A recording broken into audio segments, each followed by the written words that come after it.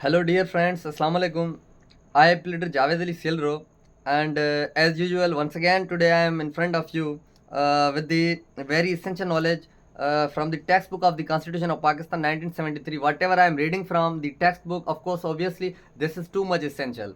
तो आज हम अपना पढ़ते हैं नेक्स्ट आर्टिकल की तरफ मूव ऑन हो रहे हैं, जो कि आर्टिकल है 186 द एडवाइजरी जुरिसडिक्शन। अभी एडवाइजरी जुरिसडिक्शन के बारे में हम जो है अपना मुआयना करते हैं, पढ़ते हैं। वेरी इंपॉर्टेंट अपना ये भी आर्टिकल है एडवाइजरी जुरिसडिक्शन, जो कि देखें ना, नाम से भी अपना हमें महसूस हो रहा है कि एडवाइजरी जुरिसडिक्शन है। तो ये एडवाइजरी जुरिसडिक्शन क्या होती है, एडवाइजरी जुरिसडिक्शन के बारे में अभी today section we are discussing the advisory jurisdiction of the Supreme Court which is provided under article 186 of constitution of Pakistan 1973।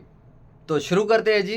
186 सब article 1, if at any time, किसी भी वक्त, अच्छा, the president considers, president consider करता है, the president considers that it is desirable to obtain the opinion of the Supreme Court on any question of law। जिससे लगता है, जो प्रेसिडेंट है पाकिस्तान का, जिसको लगता है कि इस पे जो है अपना सुप्रीम कोर्ट की ओपिनियन लेनी चाहिए। which he considers of public importance, और वो जो क्वेश्चन ऑफ लॉ है वो पब्लिक इंपोर्टेंस का होना चाहिए।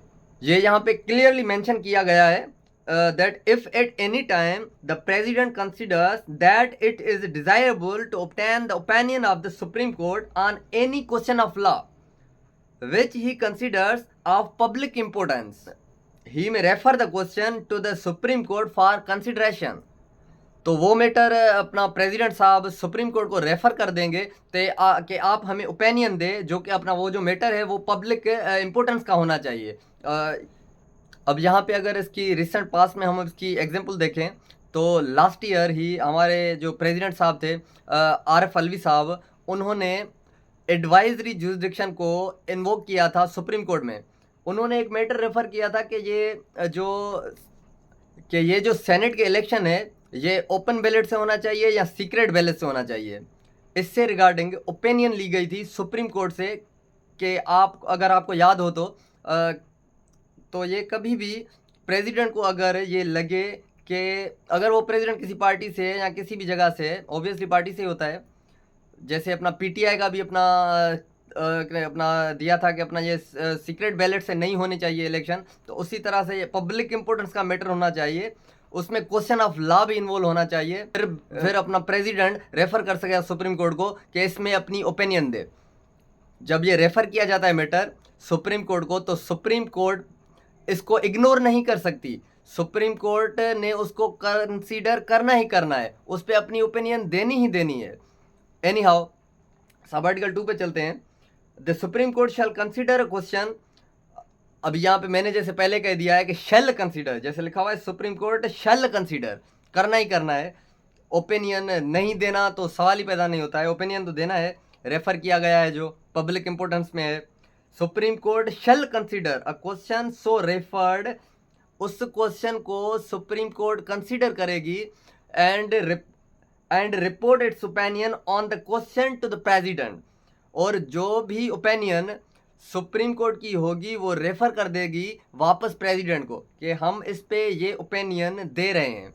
अभी नेक्स्ट क्वेश्चन आ जाता है इस मैटर पे कि क्या ये जो ओपिनियन सुप्रीम कोर्ट दी जाती है, क्या ये बाइंडिंग हो जाती है अपना सारी पार्टीज पे जिसमें वो इन्वॉल्व हैं, या प्रेसिडेंट पे या पार्टीज जो होंगी उस पर इन्वॉल्व किया जाता है। अभी इसमें मैं 2 जजमेंट आपके सामने रख देता हूँ। Number 1 PLD 1997 supreme court 84।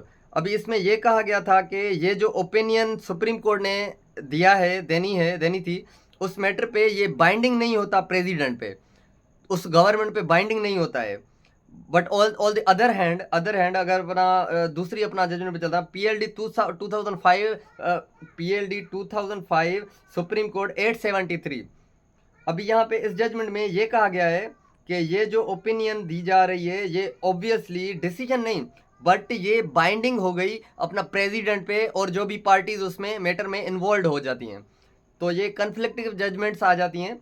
But latest 2005 वाली जो है वो, सो ये कन्फ्लिक्टिव जजमेंट्स हैं, बट लेटेस्ट 2005 वाली है 1997 में ये कह दिया था कि ये अपना बाइंडिंग नहीं है, बट 2005 में सुप्रीम कोर्ट की जो जजमेंट है उसमें कहा गया है कि बाइंडिंग है, कि जो हमारे यहाँ हर पॉइंट अपने हर जज का अपना पॉइंट ऑफ व्यू है।